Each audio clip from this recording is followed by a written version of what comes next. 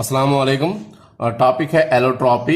देखते हैं जरा यहाँ गौर करें तो ये ऑक्सीजन की दो डिफरेंट फॉर्म दिखाई गई हैं। ऑक्सीजन O2 फॉर्म में भी पाया जाता है यानी ऑक्सीजन मॉलिक्यूल की फॉर्म में भी पाया जाता है और ऑक्सीजन O3 यानी ओजोन की फॉर्म में भी पाया जाता है। यानी एक एलिमेंट एक से ज्यादा फॉर्म में पाया गया है और इन दोनों की फिजिकल स्टेट सेम है। जैसे ये भी गैस है और ये भी गैस है, तो एक एलिमेंट का एक से ज्यादा फॉर्म में पाया जाना जिनकी फिजिकल स्टेट सेम हो इसे एलोट्रॉपी कहते हैं। डेफिनेशन देखते हैं।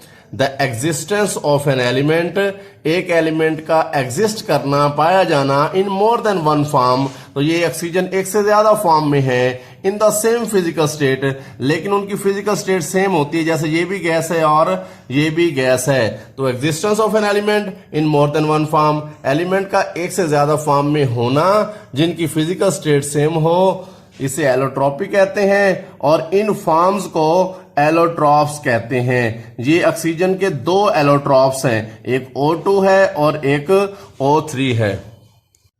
O2 और O3 की केमिकल प्रॉपर्टीज भी डिफरेंट है और इन दोनों की फिजिकल प्रॉपर्टीज भी डिफरेंट है। इसी तरह सल्फर की भी एलोट्रॉपिक फॉर्म्स है। सल्फर S8 जो है वो रोम्बिक फॉर्म में भी पाया जाता है और सल्फर S8 जो है वो मोनोक्लिनिक फॉर्म में भी पाया जाता है। इन दोनों में एटम तो 8-8 हैं, लेकिन फर्क है एटम्स की अरेंजमेंट का। यानी रोम्बिक में 8 एटम की अरेंजमेंट और होगी और मोनोक्लिनिक में इन 8 एटम्स की अरेंजमेंट डिफरेंट होती है। अब सल्फर की ये दोनों फॉर्म जो हैं वो सॉलिड फॉर्म में है, तो सल्फर भी इसी तरह दो डिफरेंट फॉर्म में एग्जिस्ट करता है, उनकी फिजिकल स्टेट सेम होती है, तो ये भी एलोट्रॉपी का मुजाहरा करता है। Both form of sulphur show different physical properties, इन दोनों की फिजिकल प्रॉपर्टीज डिफरेंट होंगी बट सेम केमिकल प्रॉपर्टीज, लेकिन सल्फर के केस में इन दोनों फॉर्म्स की केमिकल प्रॉपर्टीज एक जैसी होंगी। क्वेश्चन बनेगा राइट रीजन ऑफ एलोट्रॉपी, कि एलोट्रॉपी की क्या रीजन है।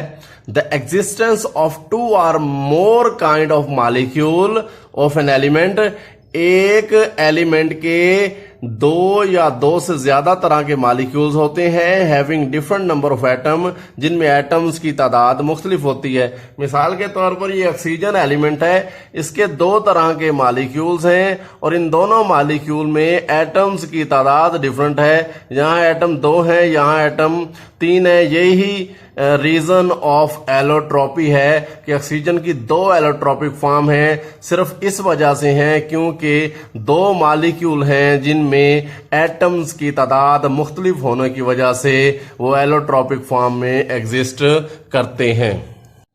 एलोट्रॉपी की दूसरी रीजन देखते हैं।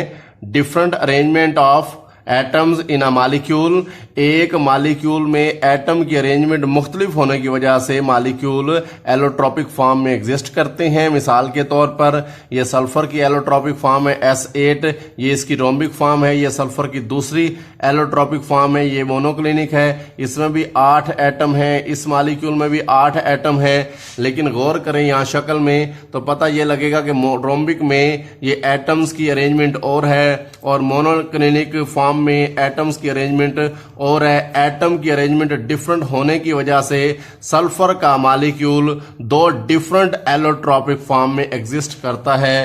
That is the second reason of allotropy. Transition temperature समझने की कोशिश करें, यहां गौर करें। ये सल्फर की दो एलोट्रॉपिक फॉर्म है, एक रोम्बिक फॉर्म है और एक मोनोक्लिनिक फॉर्म है। तो 96 डिग्री पे जो रोम्बिक फॉर्म है वो मोनोक्लिनिक फॉर्म में चेंज हो जाती है और मोनोक्लिनिक फॉर्म जो है वो रोम्बिक फॉर्म में चेंज हो जाती है। तो ये वो टेम्परेचर हुआ जिस पर एक एलोट्रॉपिक फॉर्म दूसरे एलोट्रॉपिक फॉर्म में चेंज होती है। जिस टेम्परेचर पर एक एलोट्रॉपिक फॉर्म दूसरे एलोट्रॉपिक फॉर्म में चेंज हो उस टेम्परेचर को ट्रांजिशन टेम्परेचर के नाम से जाना जाता है। डेफिनेशन देखते हैं। The temperature at which one allotrope change into another allotrope, यानी ऐसा टेम्परेचर जिस पर एक एलोट्रॉप दूसरे एलोट्रॉप में चेंज हो जाता है। यानी 96 डिग्री यानी 96 सेल्सियस सल्फर का ट्रांजिशन टेम्परेचर है। इस टेम्परेचर पर सल्फर की रोम्बिक फॉर्म जो है वो मोनोक्लिनिक फॉर्म में चेंज हो जाती है। और अगर टेम्परेचर 96 से कम होगा तो रोम्बिक फॉर्म एग्जिस्ट करेगी, अगर टेम्परेचर 96 से ज्यादा होगा तो मोनोक्लिनिक फॉर्म एग्जिस्ट करेगी, और 96 पर दोनों फॉर्म एग्जिस्ट करती हैं। होता यह है कि जब टेम्परेचर चेंज होता है तो उसके साथ अरेंजमेंट चेंज हो जाती है, और अरेंजमेंट चेंज होने से एक फॉर्म दूसरी फॉर्म में चेंज हो जाती है। इसी तरह फास्फोरस वाइट भी है और फास्फोरस रेड भी है, यानी फास्फोरस की ये दो एलोट्रोपिक फॉर्म्स हैं, ये दो एलोट्रॉप्स हैं। और फास्फोरस का जो ट्रांजिशन टेम्परेचर है वो 250 सेल्सियस है। तो 250 सेल्सियस पर जो व्हाइट फास्फोरस है वो रेड में चेंज हो जाता है, और यानी ट्रांजिशन टेम्परेचर पर दोनों एलोट्रॉप्स एग्जिस्ट करते हैं। और जब टेम्परेचर 250 से ज्यादा होगा तो रेड फास्फोरस एग्जिस्ट करेगा, और जब टेम्परेचर 250 से कम होगा तो व्हाइट फास्फोरस एग्जिस्ट करेगा। इसी तरह टिन की भी दो एलोट्रोपिक फॉर्म है, टिन ग्रे और टिन व्हाइट। ग्रे की जो अरेंजमेंट है वो क्यूबिक है, और जो व्हाइट टिन है उसकी अरेंजमेंट टेट्रागोनल है। तो 13.2 सेल्सियस इसका ट्रांजिशन टेम्परेचर है टिन का। तो 13.2 सेल्सियस पर ग्रे यानी क्यूबिक टिन जो है वो व्हाइट यानी टेट्रागोनल टिन में चेंज हो जाता है। तो 13.2 सेल्सियस टिन का ट्रांजिशन टेम्परेचर है। Right difference between white and red phosphorus, तो ये सवाल पूछा जा सकता है। White phosphorus is reactive, white phosphorus जो है वो रिएक्टिव होता है। Red phosphorus is less reactive, तो रेड फास्फोरस की रिएक्टिविटी कम होती है। व्हाइट फास्फोरस इज पॉइजनस, ये पॉइजनस है, जहरीला होता है। Red phosphorus is non poisonous, ये पॉइजनस नहीं होता। White phosphorus is waxy solid, ये वैक्सी सॉलिड है। Red phosphorus is brittle powder, ये भुरभुरा पाउडर है।